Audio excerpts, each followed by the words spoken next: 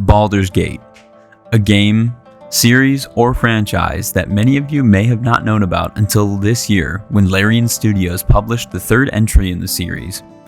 I, like some of you, were completely unaware of any of the previous Baldur's Gate games or Larian's other title, Divinity. Let me tell you, I have not had this much fun or been this invested in a story and its characters like I have with Baldur's Gate 3 since a game like Skyrim back in 2011.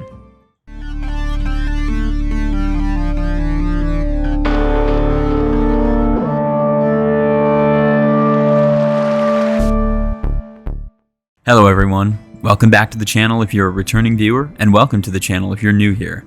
I am your host and your friendly blue mage, Azrain. Thank you for joining me today. Make sure to subscribe if you like what I'm trying to do here for more content like this.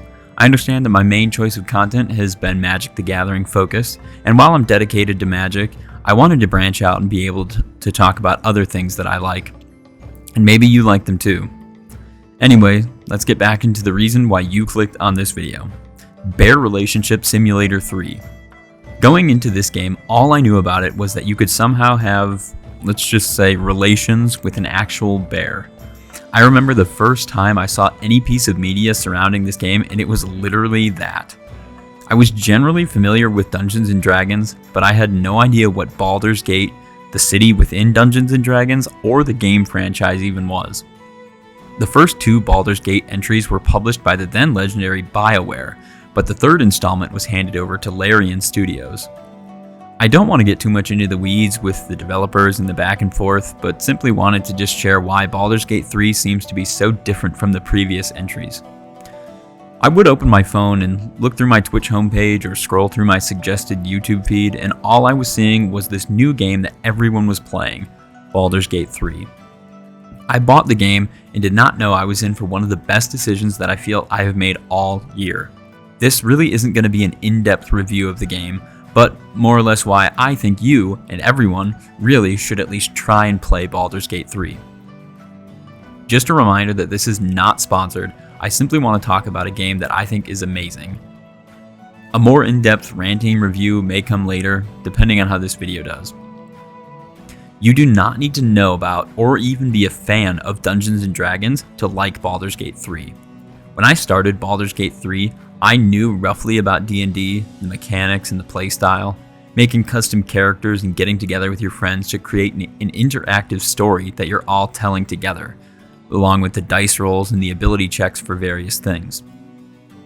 I was also somewhat familiar with certain characters within D&D due to the Adventures into the Forgotten Realms crossover with Magic the Gathering, as Wizards of the Coast is involved in both Dungeons & Dragons and Magic.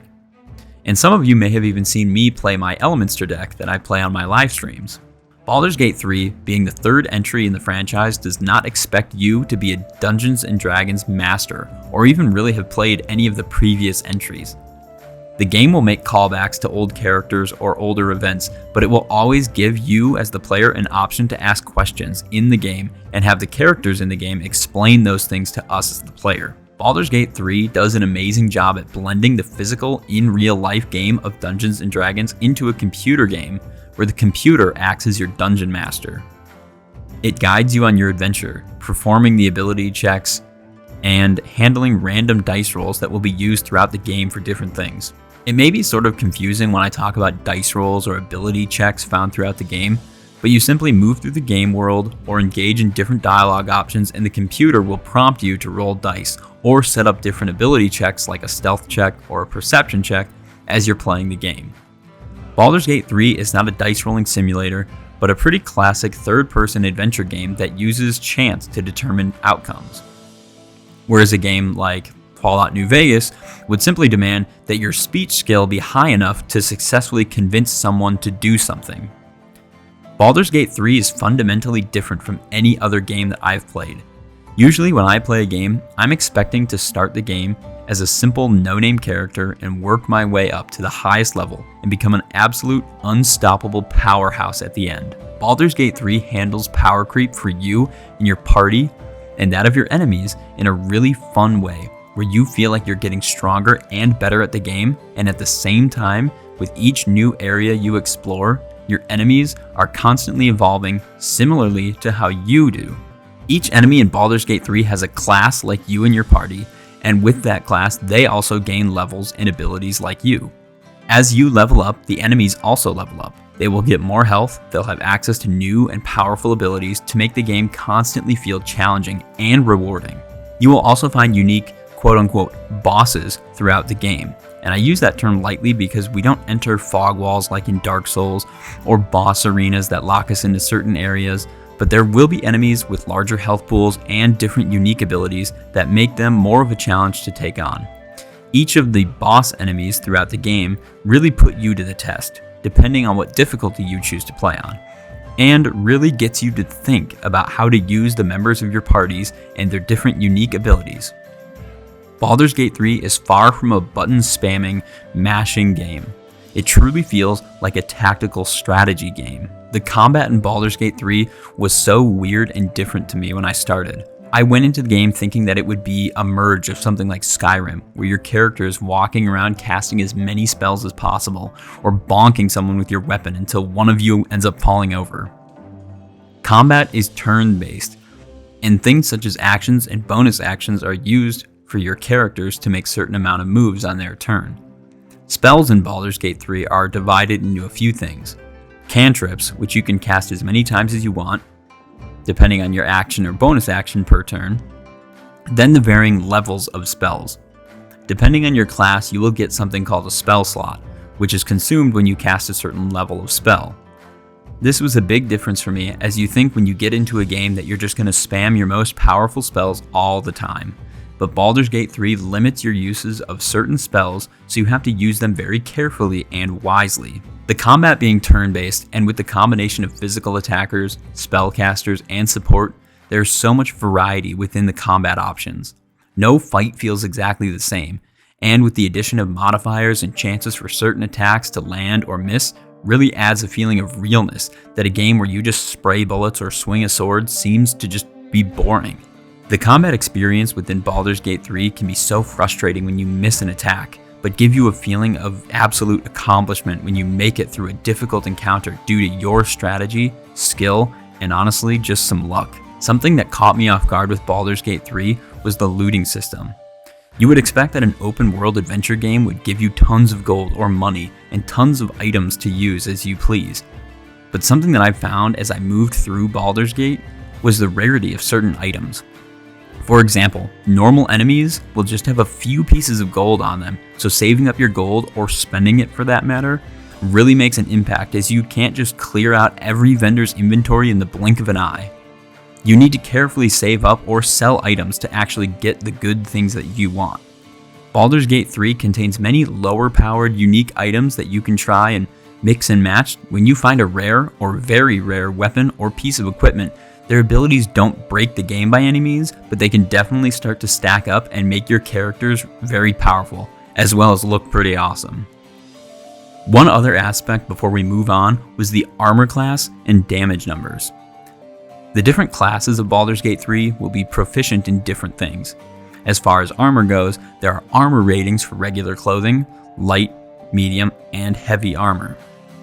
As you collect more rare items, their unique abilities will be a game changer, not the amount of protection that they provide. So a base heavy armor will usually give you about 16 armor class, and a very rare heavy armor will also give you about 16 armor class, but the rare armor will usually come with about 3 hypothetical abilities. This is just another way that Baldur's Gate 3 mitigates power creep and stops you from being an unkillable juggernaut while also giving you the sense of power. The same thing happens with the damage numbers on weapons. I thought that a 3 to 6 damage on a short sword was just because it was the starting weapon of the game. Damage numbers will increase as the game moves on, but it does start to plateau. It is your character's abilities that will give you things like extra attacks or certain modifiers to your damage that really starts to stack up and let you dish out punishment to your enemies. Baldur's Gate 3 offers a ton of different characters and endless replayability. One of the best things about Baldur's Gate 3 is the personality that you can give your own character and that of all the other characters found throughout the game.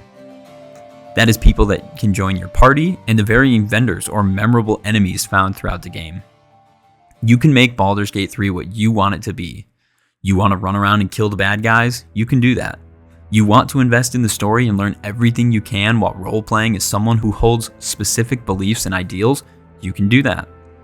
Baldur's Gate 3 allows us as the player to make lasting choices, and then you have to deal with the consequences. You can decide to waste NPCs that may have been important, or even the members of your own party are not safe from your wrath if you really don't like someone. Baldur's Gate 3 is all about the freedom of choice, and with that choice comes lasting consequences. That's if you don't believe in talking to my main man Withers, that is, but I mean, that's a whole different story. Many of you are probably aware of the intense debate about who's the best side character in Baldur's Gate. We have Lae'zel, the blunt frog lady who was raised with a sword in her hand, thinking that physical abilities and strength is all that matters. Or Shadowheart, affectionately called Shart for short, who is a follower of the goddess Shar, who has a shady past but is sweet and caring once you get to know her. Or finally, everyone's favorite 7-foot-tall hot barbarian mommy Karlach. Seriously though, if you don't romance Karlach on your first playthrough, what are you really doing? Then we have the likes of the witty and charming Gale, the dark and brooding Will, and everyone's favorite sassy vampire Asterion. Each of these characters has such time and care put into crafting their design, their amazing and detailed backstories, and their incredible voice work done by their voice actors gives so much life and purpose to the game that it's hard to not care about every single person in your camp, and you want to grow closer to them and complete their personal quests. Throughout Baldur's Gate, you will be given multiple choices, and your choices actually matter to the outcome of certain events. You get to roleplay your own character and decide what things matter to you and what doesn't deserve your time. For example, in my playthrough, I noticed the goblins in Act 1 are not immediately hostile. I decided to talk to them and get to know them, and find out what they were doing and what they wanted. Whereas a friend of mine who was roleplaying a character who does not like goblins decided that talking to any goblin was a waste of his time.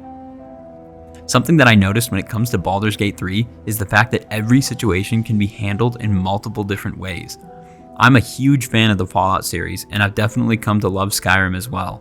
But Bethesda is notorious for offering the 4 classic options of dialogue. Yes, I will help you. No, I will not help you. Sarcastic, witty remark. And more information, please. That is not the case throughout Baldur's Gate 3. Every piece of dialogue brings with it information that you wouldn't get if you made the other choices, meaning that every choice of dialogue brings with it unique sayings or provides different information and outcomes, making each playthrough a totally new and different experience. As I was going through my first playthrough of Baldur's Gate 3, reading through all the different dialogue options and making my choice for the first playthrough, I was also excited and looking forward to replaying the game and thinking about all the different avenues that I could take my new character down the next time I played.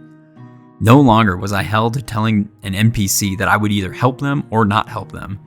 I could choose how my character acted and reacted and still be given the chance to do certain things rather than just saying yes or no. The way Baldur's Gate 3 feels like you are a real person, and the NPCs that you interact with, they feel real as well. And our last point is the multiplayer aspect that comes with Baldur's Gate. There are multiple companions to have throughout the game. An adventure party is made up of 4 people. You can mix and match party members to create unique mashups of abilities or bring certain people along for certain missions. If you know that there's a large physical attacking enemy in an area, you can go to the camp, select Karlach and Lae'zel to sit in front and absorb physical damage, and then grab Shadowheart to heal, as well as adding your own character to the mix. But then, the next area could be in a dark cave with a bunch of ranged enemies. You can go back to the camp, select Asterion to sneak in the shadows, use Gale to sit at range with his different spells, and you can even say screw it to your own character, leave them at camp, and roleplay as one of the characters in your party and complete the game as one of them. The possibilities really are endless. I have played Baldur's Gate 3 once on my own and am currently on a new playthrough with myself and 3 other friends to create our own unique party of 4. And I will say that going through the game once on my own was amazing, and I loved every minute, getting to know the characters that populate your party. You get to strengthen your relationships or let them fade if you want. You get to learn new things as you complete personal quests and really get to know who you decide to keep in your party. But playing the game a second time with a custom party of friends is a whole different feeling. Baldur's Gate 3 might not be tabletop Dungeons & Dragons, but it is probably as close as you can get in the modern age of gaming. Everyone can make their own choices for the world, actions, classes, manage their own inventory. You can take the game as serious or be as silly as you want. Baldur's Gate 3 is perfect for any friend group to get on and sink multiple play sessions into and really feel the game world come to life around them. Or you can just focus on dealing damage and collecting loot, going out and fighting large bosses and giant groups of enemies. Baldur's Gate 3, simply put, is a different game than anything I've experienced in years, and I'm really excited to see updates, changes, and hopefully some DLC content for this game. Larian has set the standard for what modern gaming should be. They have no microtransactions, tons of replayability, amazing world building, and character design is just simply unmatched. You can truly get lost and immersed in the world of Baldur's Gate 3. That, along with the incredible soundtrack, and I just personally loved the sound design. Using different spells and abilities and just sitting there watching my character ready a spell, and you get the sense of the power that spell will bring and the different hand motions and movements when you're preparing the spell and when you're casting it. Just makes Baldur's Gate 3 one of, if not the best game I have played in a long time. Thank you for joining me on this new type of content that I'm trying out. I hope you enjoyed the video, and if you did, please leave a comment down below on what you thought of Baldur's Gate 3, and consider subscribing for more content like this. I am your friendly blue mage, Azrain, and thank you for watching.